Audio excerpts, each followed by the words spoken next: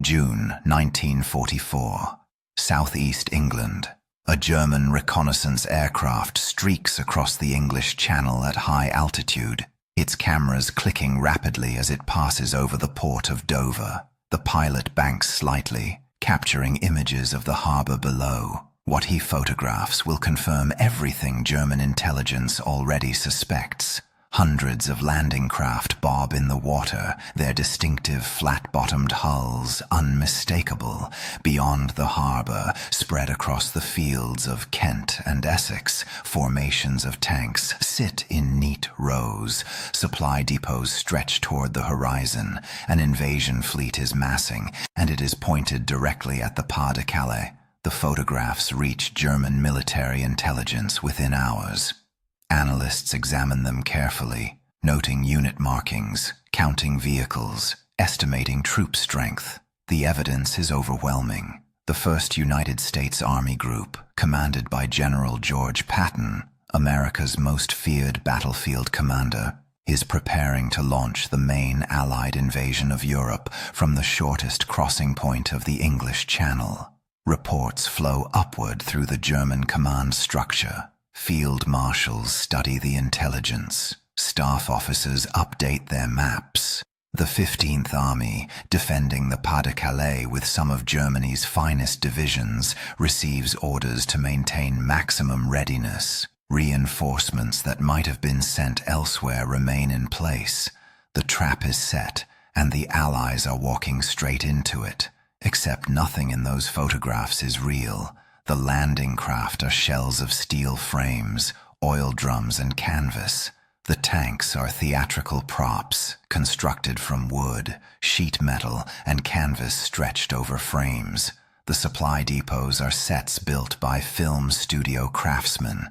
The radio traffic that German operators intercept and decode with such satisfaction has been scripted by intelligence officers working around the clock in underground bunkers.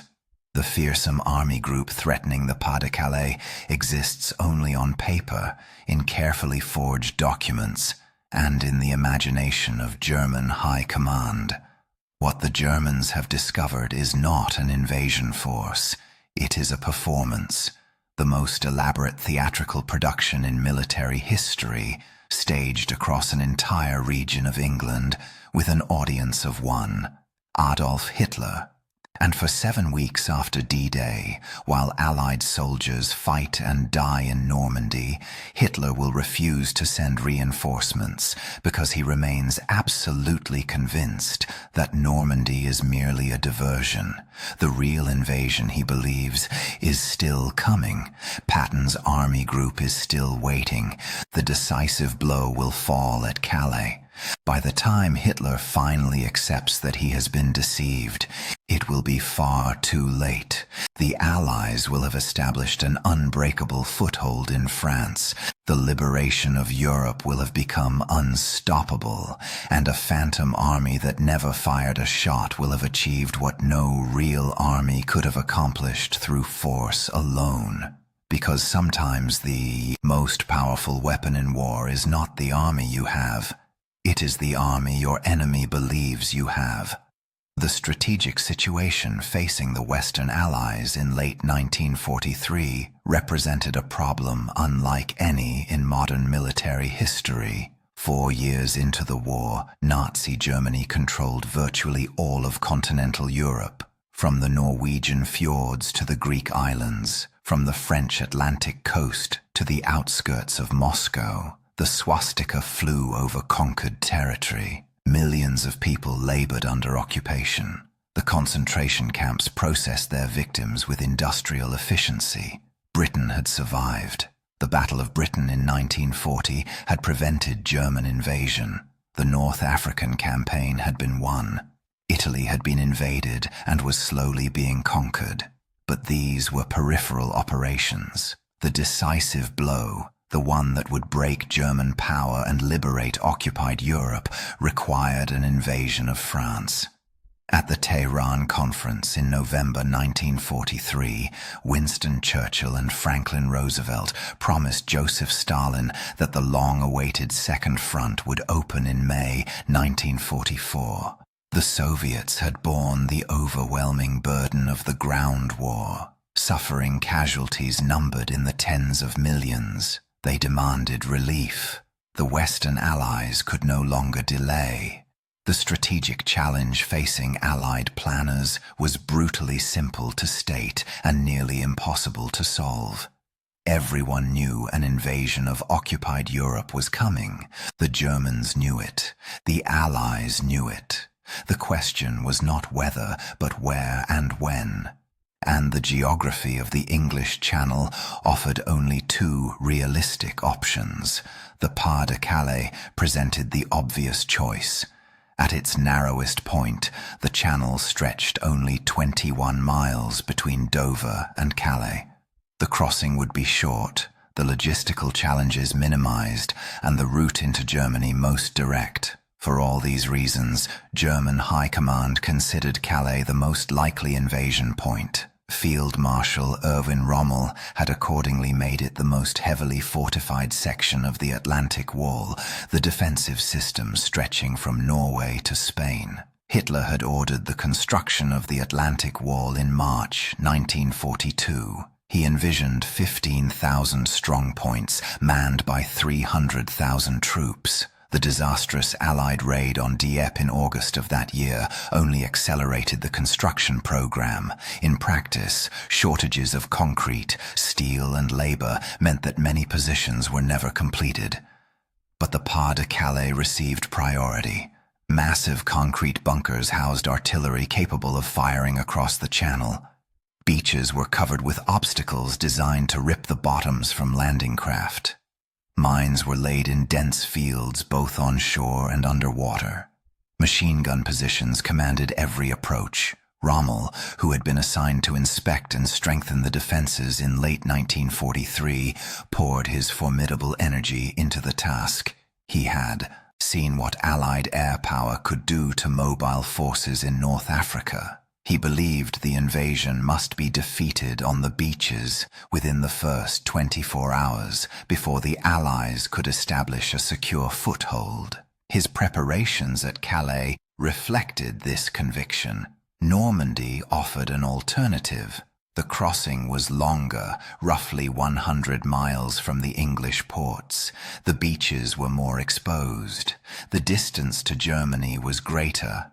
But precisely because Normandy seemed less obvious, the German defenses there were thinner. The 7th Army holding Normandy was weaker than the 15th Army at Calais.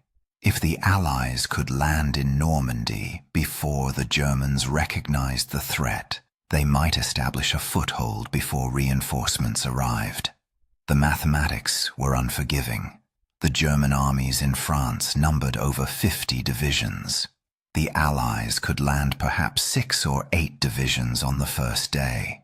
If the Germans concentrated their forces against the beachhead before the Allies could build up strength, the invasion would be crushed. The memories of Dieppe in 1942, where a raid had been thrown back with catastrophic losses, haunted every planning session. Supreme Allied Commander Dwight Eisenhower and his staff understood that tactical surprise was impossible. The Germans would know immediately when the invasion began. What the Allies needed was strategic surprise. They needed the Germans to believe that whatever landing occurred, it was not the main event. They needed German reinforcements held in place, waiting for an attack that would never come, while the real invasion consolidated its gains. This requirement gave birth to Operation Bodyguard, the overall Allied deception strategy for 1944, and at the heart of Bodyguard lay Operation Fortitude, the most ambitious military deception ever attempted. The concept of strategic deception was not new. Armies had used ruses and stratagems since ancient times, but the systematic application of deception as a coordinated strategic weapon was a distinctly British contribution to the Second World War. The London Controlling Section, established in September 1941, coordinated deception operations across all theatres of war. Lieutenant Colonel John Bevan took command of the section in June 1942, and under his leadership their methods were refined through experience in North Africa, where Lieutenant Colonel Dudley Clark had pioneered the use of dummy equipment and false intelligence to mislead German and Italian forces. Clark's achievements were remarkable. His A-Force oversaw numerous deception operations, including the construction of a decoy harbor at Mariot Bay in 1941 that drew German bombers away from the real Alexandria port. Before the Battle of El Alamein in 1942, Operation Bertram employed hundreds of dummy tanks, aircraft, and vehicles alongside elaborate camouflage to convince the Germans that the British attack would come from the south rather than the north. The success of these deceptions provided both the confidence and the methodology for the far larger effort required to support the invasion of France. Fortitude had two components. Fortitude North would threaten an invasion of Norway from Scotland, tying down German divisions in Scandinavia. The fictional British Fourth Army, supposedly based in Edinburgh and preparing to strike across the North Sea, was constructed entirely from fake radio traffic and double-agent reports. Hitler, who was obsessed with defending Norway's coastline and its strategic resources, kept over 350,000 troops stationed there throughout 1944, forces that might otherwise have reinforced France. Fortitude South, the larger and more critical operation, would convince the Germans that the main Allied invasion would strike the Pas-de-Calais. Even after the Normandy landings began, Fortitude South would maintain the fiction that Normandy was merely a feint, a diversionary attack designed to draw German reserves before the real blow fell. The architect of this deception was Colonel David Strangeways, head of the deception staff for General Bernard Montgomery's 21st Army Group. Strangeways was an unconventional officer with a gift for theatrical thinking. He understood that deception was not simply about hiding the truth. It was about constructing a believable alternative reality that the enemy would accept because it confirmed their existing assumptions. The Germans already believed the Allies would attack at Calais. Strangeways did not need to create this belief. He needed to reinforce it, to make it so overwhelming that contradictory evidence would be dismissed as noise. Every element of Fortitude South was designed with this principle in mind. The centerpiece of the deception was the 1st United States Army Group, designated by its acronym FUSAG. On paper, FUSAG was the largest Allied formation in Britain, comprising 11 divisions and approximately 150,000 men. Its initial order of battle included the Canadian First Army, the American Third Army, and multiple corps. Its mission was to launch the decisive cross-channel assault. In reality, FUSAG existed only as a concept. Its divisions were fictitious, their unit designations invented by intelligence officers. Its headquarters staff consisted of a handful of personnel generating fake radio traffic. Its equipment was theatrical props, but to German intelligence, FUSAG appeared entirely real, confirmed by multiple independent sources. The choice of commander for this phantom army was inspired. George Patton was the American general most feared by the German High Command. His aggressive tactics in North Africa and Sicily had earned him a fearsome reputation. He was also, at that moment, in disgrace. The slapping incidents in Sicily, where Patton had struck hospitalized soldiers suffering from combat fatigue, had resulted in his removal from command. He was available, famous, and too valuable to leave idle. Eisenhower assigned Patton to command FUSAG precisely because the Germans would believe it. Who else would the Americans trust with their largest army group? Patton played his role with enthusiasm, making public appearances in southeast England, giving speeches, being photographed touring non-existent encampments. On one occasion, encountering another general in a London hotel lobby, Patton called out loudly enough for any potential German agents to hear, "See you in the Pas-de-Calais." Creating a believable army required more than a famous commander. It required the physical evidence that German reconnaissance would expect to find. And so the fields of Kent and Essex were transformed into the staging area for an invasion that would never happen. The dummy equipment was manufactured by an unlikely combination of military engineers, theatrical prop makers, and film studio technicians. Shepperton Studios, one of Britain's premier film production facilities, contributed craftsmen experienced in creating convincing illusions for the camera. Their skills proved equally effective at fooling aerial reconnaissance. The dummy tanks deployed across southeast England were constructed primarily from wood, sheet metal, and canvas stretched over frames. These rigid decoys could be assembled quickly and positioned to create the appearance of armored formations when photographed from the air. Some inflatable rubber tanks, manufactured by companies including Goodyear and United States Rubber, were also available.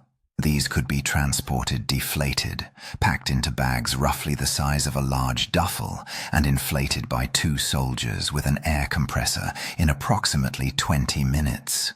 The inflatable decoys would later prove essential to the American Ghost Army operating in France after D-Day, but the Fortitude deception in England relied primarily on the rigid dummies that film industry craftsmen had perfected. When German reconnaissance aircraft photographed the fields of southeast England, they captured images of tank formations that appeared entirely authentic. The tracks in the mud were real, created by dragging equipment across the ground. The camouflage netting was genuine.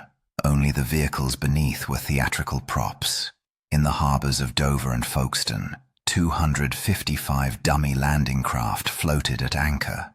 These were constructed from steel frames lashed to buoyant oil drums, covered with canvas. Each required over 500 parts, 20 men, and 6 hours to assemble. From a distance, and especially from the air, they resembled the flat-bottomed vessels that would carry an invasion force across the Channel. Their presence confirmed that FUSAG was preparing to embark. Fake airfields sprouted across the southeast, complete with plywood aircraft positioned as if ready for takeoff. At night, teams of men dragged car headlights across the supposed runways, creating the impression of activity. Lights appeared and disappeared in barracks that contained no soldiers. The illusion of a massive military buildup was maintained around the clock. But physical deception alone could not sustain the fiction. German intelligence gathered information from multiple sources. Aerial reconnaissance was one, radio intercepts were another, and most valuable of all were the agents embedded in Britain, reporting directly to German handlers. This is where British intelligence performed its greatest feat of the war, because every single German agent operating in Britain had been identified, captured, and turned. The double-cross system, overseen by the 20 Committee of British Intelligence, represented the complete control of German espionage in the United Kingdom. The committee's name derived from the Roman numeral for 20, which also formed a double cross. The wordplay was intentional and appropriate. Chaired by John Cecil Masterman, an Oxford Don who had been recruited by MI5 at the outbreak of war, the committee included representatives from MI5, MI6, the 3 armed services, and various government departments. The committee met every Thursday afternoon in the MI5 offices at 58 St. James's Street, later moving to larger quarters. Their deliberations determined what information each double agent would transmit, ensuring consistency across the network and coordinating deception efforts with military operations. It was painstaking work, requiring attention to detail that would satisfy a novelist constructing an intricate plot. When German agents arrived in Britain by parachute, submarine or fishing boat, they found MI5 waiting. The success of British signals intelligence, which had broken German Enigma codes through the work at Bletchley Park, meant that the arrival of new agents was often known in advance. Most were poorly trained and badly motivated. Many surrendered voluntarily, presenting themselves at police stations or contacting British authorities. Those who did not were quickly apprehended. The German intelligence services believed they had built an extensive network in Britain. In reality, they had built nothing. The interrogation center at Camp 020, Latchmere House in Richmond, processed captured agents under the direction of Lieutenant Colonel Robin Stevens, known as Tin Eye for the monocle he always wore. Stevens was a formidable interrogator who extracted comprehensive confessions without physical violence. His methods relied on psychological pressure, meticulous preparation, and an unnerving ability to detect lies. Agents who passed through his hands emerged either as prisoners destined for internment or as double agents prepared to serve British interests. Faced with the choice between execution and cooperation, almost all chose cooperation. Under MI5 supervision, these turned agents continued communicating with their German handlers, but their messages were now scripted by British intelligence officers, each piece of information carefully calibrated to reinforce the deception. True details were mixed with false ones. Accurate reports built credibility that could later be spent on crucial lies. The crown jewel of the double-cross system was a man the British called Garbo. His real name was Juan Pujol Garcia, a Spanish citizen who had decided that defeating fascism was worth risking his life. In 1941, Pujol approached British intelligence, offering his services as a spy. They rejected him 3 times. Undeterred, he approached German intelligence instead, pretending to be a fanatical Nazi sympathizer, and was accepted. Pujol had never been to Britain, but armed with tourist guides, railway timetables, and magazine advertisements, he began sending reports to his German handlers describing his supposed activities in England. The Germans were impressed. They gave him the codename Alaric and paid him to expand his network. The reports Pujol fabricated from Lisbon were imaginative, but sometimes absurd. He described Scottish dock workers who would do anything for a litre of wine. He submitted expense claims based on British railway fares he had gleaned from outdated schedules. Eventually, British intelligence noticed that the Germans were hunting for a convoy that did not exist, based on intelligence from an agent in Britain. They traced the source to Pujol. This time, the British recruited him eagerly. Pujol was brought to London in April 1942 and given the codename Garbo, a tribute to his acting abilities that rivaled those of the famous Swedish actress. His handler was Thomas Harris, a half-Spanish MI5 officer with whom Pujol would develop an extraordinary creative partnership. Together, Garbo and Harris constructed an entirely fictional spy network that would eventually include 27 imaginary agents. Each had a detailed backstory, a personality, specific access to certain types of information, and a plausible reason for his or her loyalty to Germany. Some were supposedly radical anti-communists. Others were motivated by money. A few were blackmail victims. The Germans believed completely. They funded the network generously, eventually paying approximately $340,000 to support agents who did not exist. Berlin congratulated Garbo on his extraordinary productivity. His handlers expressed frustration that they could not process all the intelligence he provided fast enough. The volume of deception was staggering. Between 1942 and 1945, Garbo transmitted over 1,000 messages to German intelligence. He and Harris wrote 315 letters, averaging 2,000 words each, in addition to radio communications. The fictional network generated reams of reports, all carefully designed to mislead without triggering suspicion. Building this credibility was essential to the success of Fortitude South. For the deception to work, during the invasion, Garbo needed to be trusted absolutely by his German controllers. Every accurate piece of intelligence he provided in the years before D-Day was an investment in the crucial lie he would tell when it mattered most. The invasion of Normandy began in the early hours of June 6, 1944. Over 150,000 Allied troops crossed the English Channel in the largest amphibious operation in history. Nearly 7,000 naval vessels supported the assault. Over 11,000 aircraft provided cover and delivered airborne troops behind enemy lines.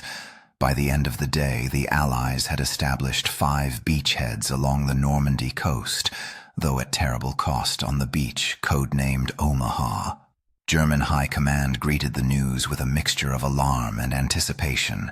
The invasion had begun. But was this the invasion? The forces committed seemed smaller than expected.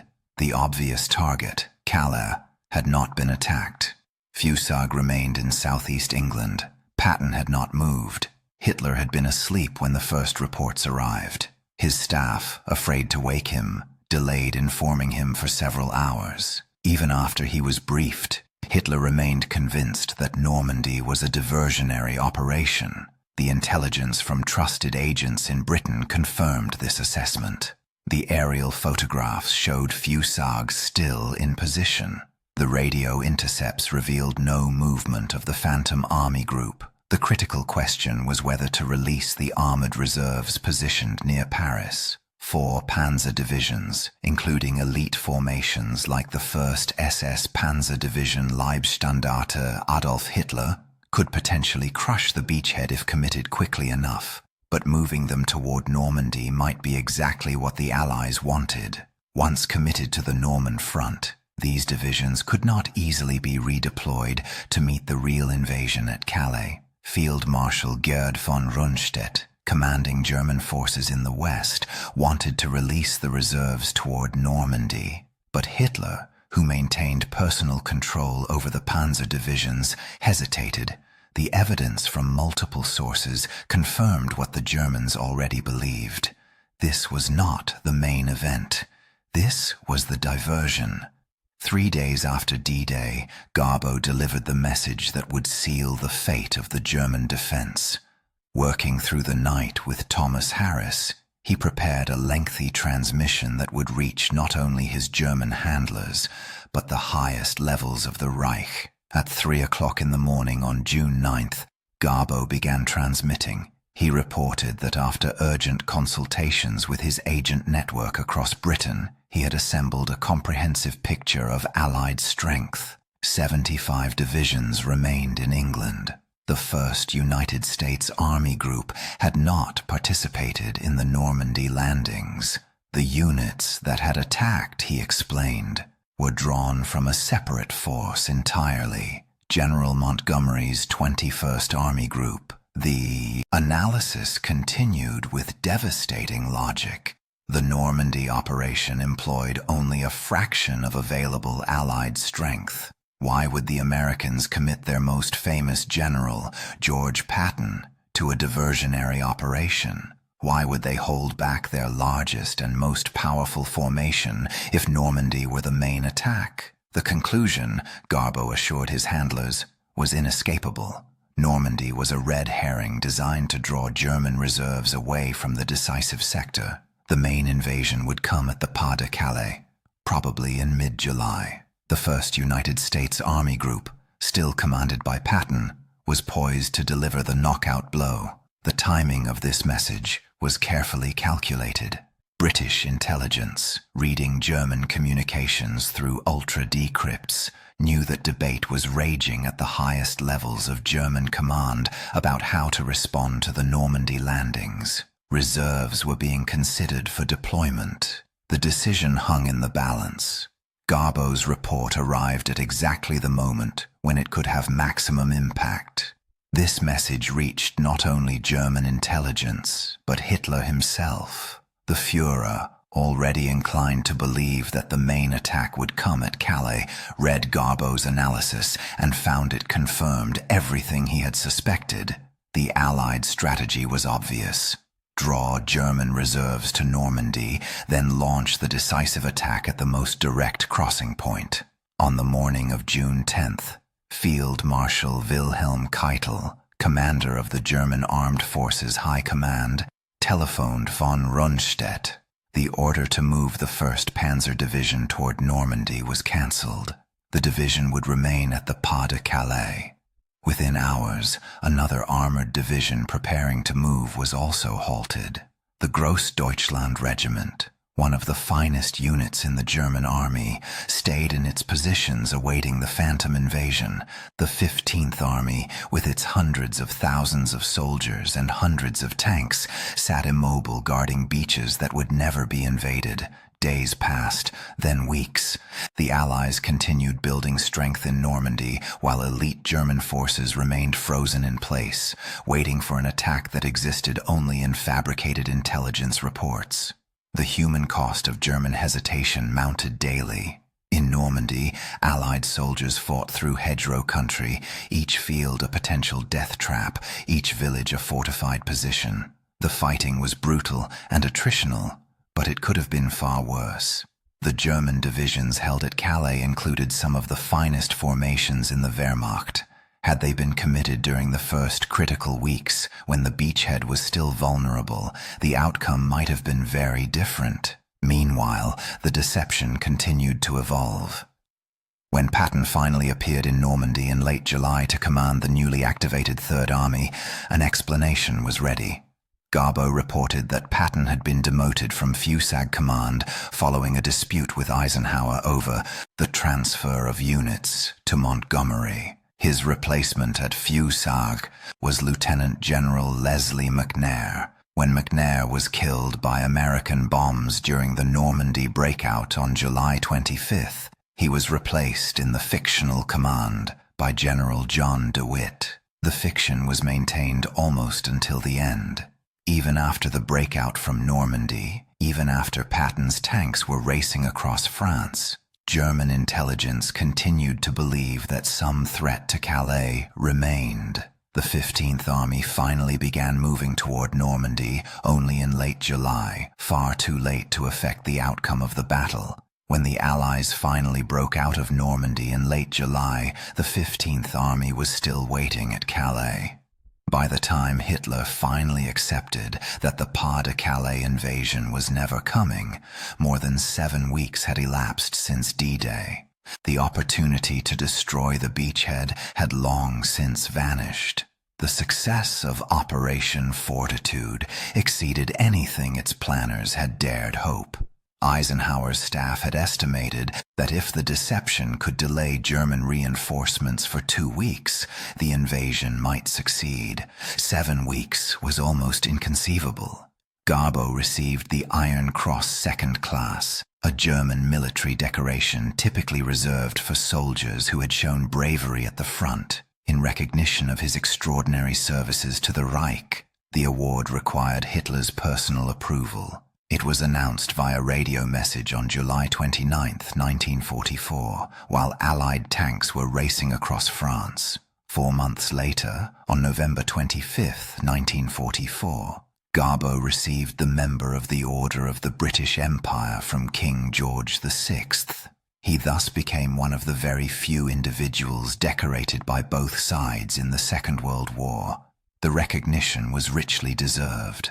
As Eisenhower later acknowledged, the deception operations in support of D-Day made a vital contribution to Allied victory. Military historians continue to debate exactly how decisive Operation Fortitude was, but none dispute that it played a significant role in the success of the Normandy campaign. If you are finding this interesting, a quick subscribe helps more than you know. Now, let me explain why this elaborate deception reveals something profound about the nature of strategic conflict.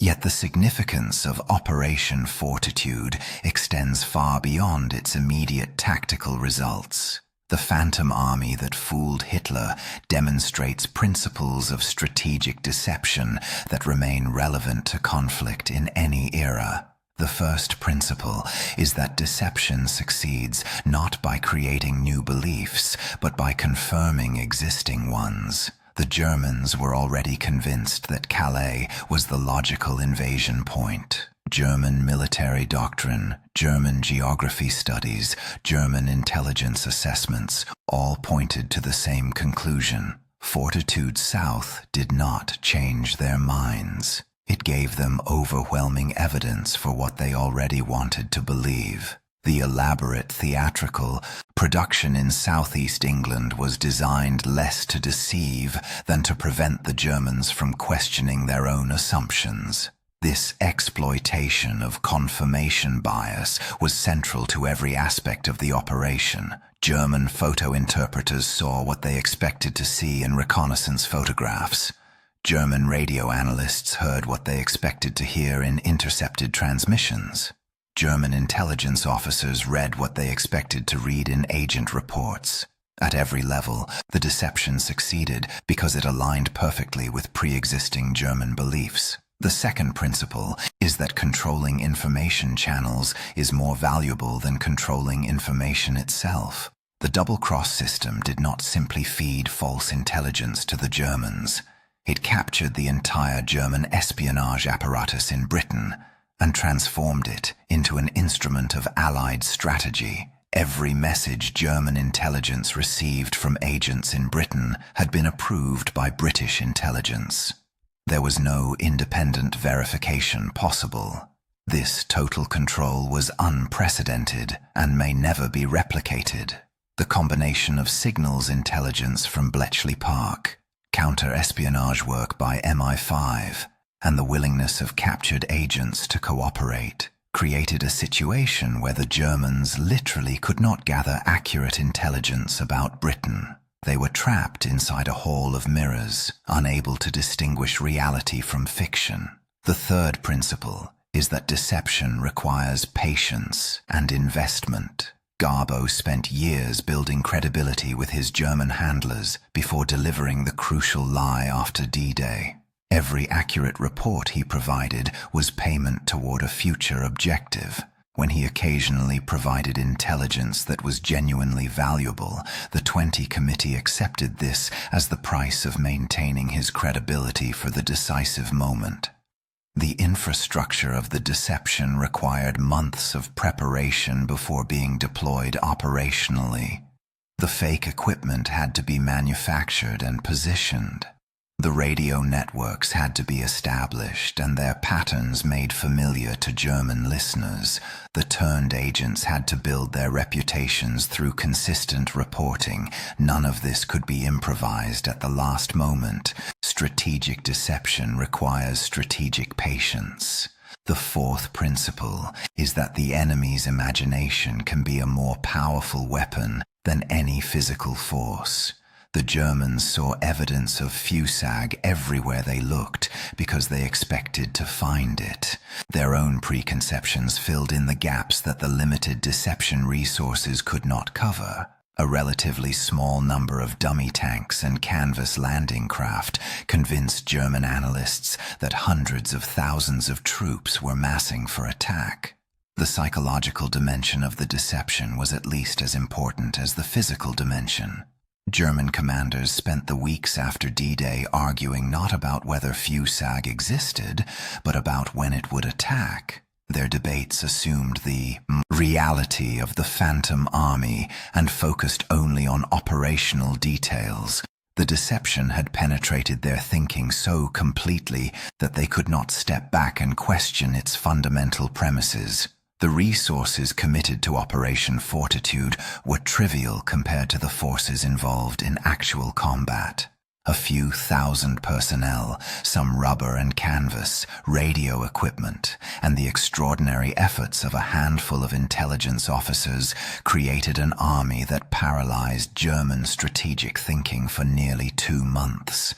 Compare this to the cost of achieving the same result through military force. Destroying or neutralizing the 15th Army would have required months of fighting and hundreds of thousands of casualties on both sides.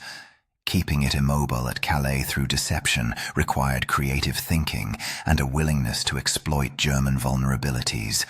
The Phantom Army consumed no fuel, required no supplies, suffered no casualties, and could not be defeated in battle. Yet it achieved what no real army could have accomplished. It made the most powerful military force in Europe irrelevant during the most critical weeks of the entire war. The legacy of Operation Fortitude extended far beyond the Second World War. The techniques developed by British intelligence became foundational to Cold War espionage and continue to influence military thinking today. The concept of strategic deception, refined through operations like Fortitude, became institutionalized in military doctrine. Intelligence agencies studied the double-cross system as a model for controlling enemy perceptions. The manipulation of information channels, the exploitation of confirmation bias, the patient building of credibility before decisive moments. All these lessons entered the permanent toolkit of covert operations. Modern information warfare owes much to the pioneers who orchestrated Operation Fortitude. The principle that perception shapes reality more than facts alone, that what the enemy believes can be more important than what actually exists, resonates through contemporary discussions of propaganda, disinformation, and psychological operations. The specific methods have evolved with technology. Inflatable tanks would not fool modern satellite imagery. Radio traffic analysis has become far more sophisticated, but the fundamental insights remain valid. People believe what confirms their expectations. Comprehensive control of information channels creates comprehensive control of perception, and imagination, properly manipulated, can neutralize military forces that would otherwise be decisive. After the war, Juan Pujol Garcia feared reprisal from Nazi sympathizers who might learn of his role in the Allied victory. In 1949, he traveled to Angola and faked his own death.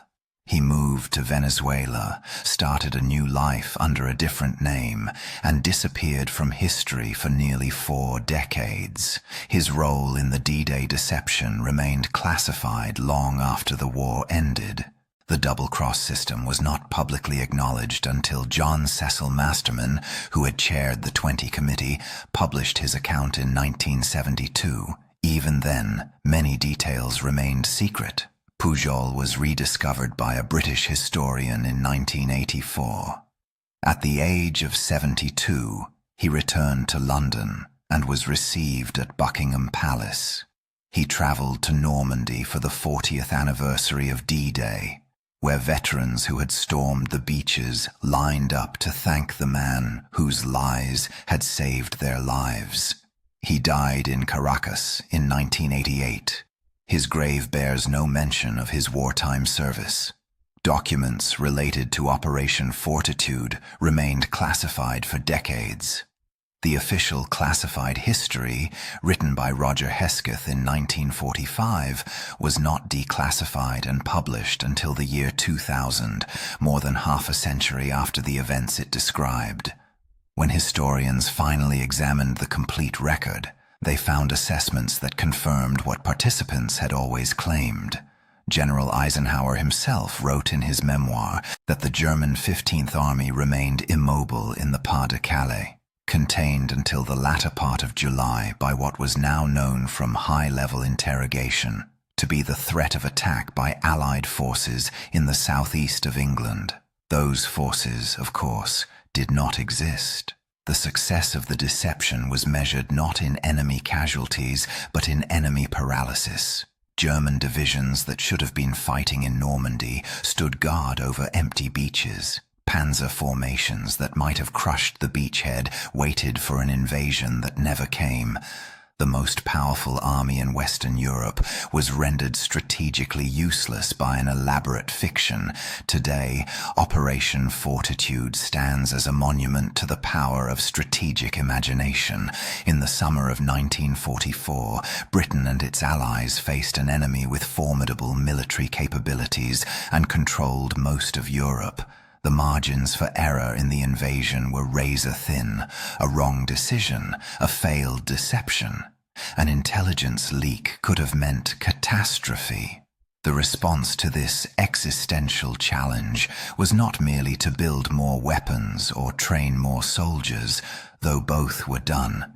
It was to recognize that the enemy's perception of reality could be shaped, that German assumptions could be exploited, that the gap between what was true and what the Germans believed could become the decisive advantage of the entire campaign. Film studio craftsmen built landing craft from canvas and steel frames. Prop makers constructed dummy tanks from wood and sheet metal in English fields. A Spanish citizen who had approached British intelligence and been rejected 3 times invented 27 imaginary spies and convinced German intelligence they were all real. Radio operators transmitted coded messages describing the movements of armies that existed only on paper. And Adolf Hitler, reading the reports from his intelligence services, drew exactly the conclusions the Allies wanted him to draw. The scale of the achievement becomes clearer when measured against what might have been required otherwise. To neutralize the 15th Army through conventional military action would have required months of additional fighting and casualties numbered in the hundreds of thousands.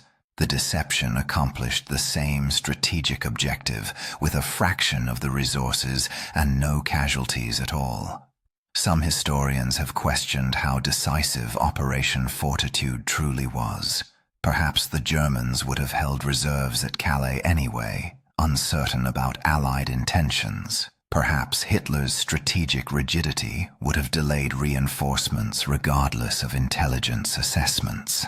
These counterfactuals cannot be definitively resolved. What can be established is that German commanders believed completely in the existence of FUSAG. Their decisions were shaped by this belief. Their deployment of forces reflected their expectation of a second invasion. The documentary record, confirmed by post-war interrogations of German officers, demonstrates that the deception penetrated every level of German planning. The German reconnaissance aircraft that photographed southeast England in the spring of 1944 captured images that seemed to confirm the most successful intelligence operation of the war. Every landing craft in Dover Harbor, every tank formation in Kent, every radio message intercepted and decoded, all of it was false.